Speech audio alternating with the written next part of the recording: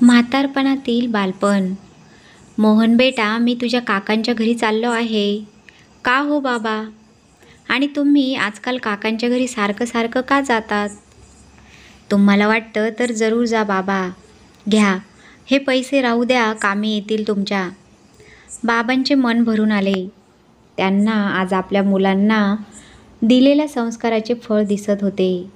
जेव्हा मोहन शाळेत जात असे, त्याला बाबांकडून खर्चायला पैसे घेण्यात कायम संकोच वाटत असे, कारण त्यांची आर्थिक परिस्थिती बेताचीच होती. बाबा मजुरी करून मोठ्या कष्टाने घर चालवत होते, पण कितीही नाही म्हटले तरी आई त्याच्या खिशात थोडेफार पैसे ठेवून देत असे.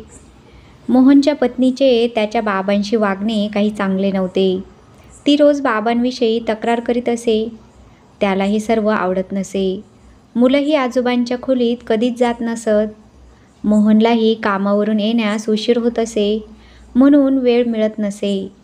बाबांना दररोज काकांच्या घरी जाण्याची इतकी घाई का असते, ते बघण्यासाठी मोहन एके दिवशी सुट्टी घेऊन बाबांच्या मागे मागे गेला. त्याला हे बघून आश्चर्य वाटले की बाबा तर काकांच्या घरी जातच नव्हते. ते तर रेल्वे स्टेशनवर एकांतात एका झाडाला टेकून शून्यात नजर लावून तासनतास बसलेले होते. तेवढ्याच जवळ उभी असलेली एक वयस्क व्यक्ती, जी हे सर्व बघत होते, ते म्हणाले, बेटा, मी केव्हाच बघतो.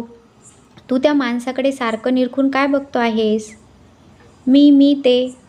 अच्छा, तू त्या म्हाताऱ्या बाबांना बघत आहेस. ते इथे दररोज येतात आणि तासनतास त्या झाडाखाली बसून सायंकाळ होताच त्यांच्या घरी निघून जातात. राहणीमानावरून एखाद्या चांगल्या घरचे दिसतात. बेटा, हे एकटेच नाही, असे अनेक वयस्क स्त्रिया व पुरुष तुला येथे आसपास दिसतील. हो, पण का? बेटा, जेव्हा घरात या म्हाताऱ्यांना प्रेम मिळत नाही, त्यांना खूप एकाकीपणा जाणवतो. मग ते येथेच बसून आपला वेळ घालवतात. तुला माहीत आहे का, उतारवयात माणसांचं मन अगदी लहान मुलांसारखं होऊन जातं. त्यावेळी त्यांना अधिक प्रेम आणि जिव्हाळ्याची गरज भासते. पण कुटुंबातील सदस्यांच्या लक्षात ही गोष्ट येत नाही. त्यांना असंच वाटतं की यांचं तर जगून झालं आहे. मग त्यांना एकटं सोडून देतात. कुठे सोबत घेऊन जाणे टाळतात. बोलणं तर लांबच. हमेशा त्यांचा चांगला सल्लाही त्यांना बोचतो. पण तेच वयस्क आपल्या मुलांना आपल्या अनुभवांवरून येणारी संकटं आणि अडचणींपासून वाचवण्यासाठी प्रेमापोटी नेमका सल्ला देतात. घरी येऊन मोहन कुणाला काहीच बोलला नाही. जेव्हा बाबा परतले, मोहन घरातील सर्व सदस्यांकडे बघत राहिला. कुणालाच बाबांची काळजी वाटत नव्हती. बाबांशी कुणीच बोलत नव्हतं. कुणीही हसत खेळत नव्हतं. जसं बाबांचं घरात काही अस्तित्वच नव्हतं. अशा परिवारात पत्नी व मुलं सर्व बाबांना टाळताना दिसत होते. शेवटी सर्वांचे डोळे उघडण्यासाठी मोहननेही आपली पत्नी व मुलांशी न सांगता बोलणे बंद केलं. तो कामावर जायचा व परत यायचा. कुणाशी काही बोलणं चाललं नाही. मुलं, पत्नी बोलण्याचा प्रयत्न करायचे, पण तो दुर्लक्ष करीत कामात व्यस्त असल्याचं नाटक करीत राहिला. 3 दिवसातच सर्व वैतागले. पत्नी मुलांना या नाराजीचं कारण जाणून घ्यायचं होतं. मोहनने आपल्या परिवाराला जवळ बसवलं. त्यांना प्रेमाने समजावलं की मी तुमच्याशी 4 दिवस बोललो नाही तर तुम्ही किती अस्वस्थ झालात. आता विचार करा, तुम्ही बाबांशी असं वागून त्यांना किती दुःख देत आहात. माझ्या बाबांवर माझी जीवापाड प्रेम आहे, जसे तुमचे तुमच्या आईवर आहे. आणि मग बाबांचं स्टेशनवर एकट्याने तासनतास बसून रडण्याविषयी सांगितलं.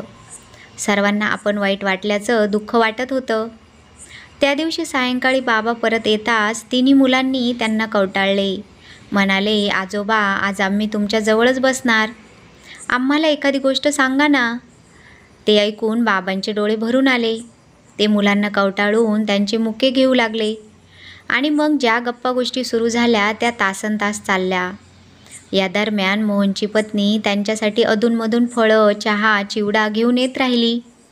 बाबा, मुलं आणि मोहनसोबत स्वतःही खात होते आणि मुलांनाही खाऊ घालत होते. आता घरातील वातावरण पूर्णतः बदलून गेले होते. एक दिवस मोहन म्हणाला, बाबा, काय झालं? आजकाल तुम्ही काकांच्या घरी नाही जात? नाही बेटा, आता त्याची आवश्यकता नाही.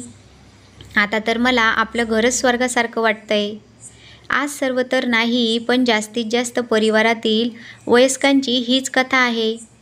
बहुतेक जण आसपासच्या बगीच्यांमध्ये, बस स्टँडवर, जवळच्या रेल्वे स्टेशनवर भरल्या परिवारातून तिरस्काराने भरलेल्या वातावरणात एकांतात जीवन जगणारे असे कितीतरी वयस्क दिसून येतील. आपणही कधी ना कधी नक्कीच म्हातारे होऊ. आज नाही तर काही वर्षांनंतर तरी नक्कीच होऊ.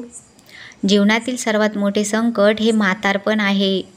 घरातील ज्येष्ठ हे असे जुने वृक्ष आहेत जे कदाचित फळ नाही देऊ शकणार, पण सावली तर नक्कीच देतील. आपलं म्हातारपण आनंदी बनवण्यासाठी ज्येष्ठांना एकटेपणा जाणवू देऊ नका. त्यांना मान नाही दिला तरी चालेल, पण त्यांचा तिरस्कार तरी करू नका. त्यांची काळजी घ्या आणि लक्षात ठेवा, तुमची मुलंही तुमचे बघूनच शिकतात. आता हे तुमच्यावर अवलंबून आहे की तुम्हाला त्यांना काय शिकवायचे आहे. कथा आवडली असेल तरच व्हिडिओला लाईक करा, शेअर करा आणि अशाच नवनवीन कथा ऐकण्यासाठी माझ्या मराठी कथा या चॅनलला नक्की सबस्क्राईब करा.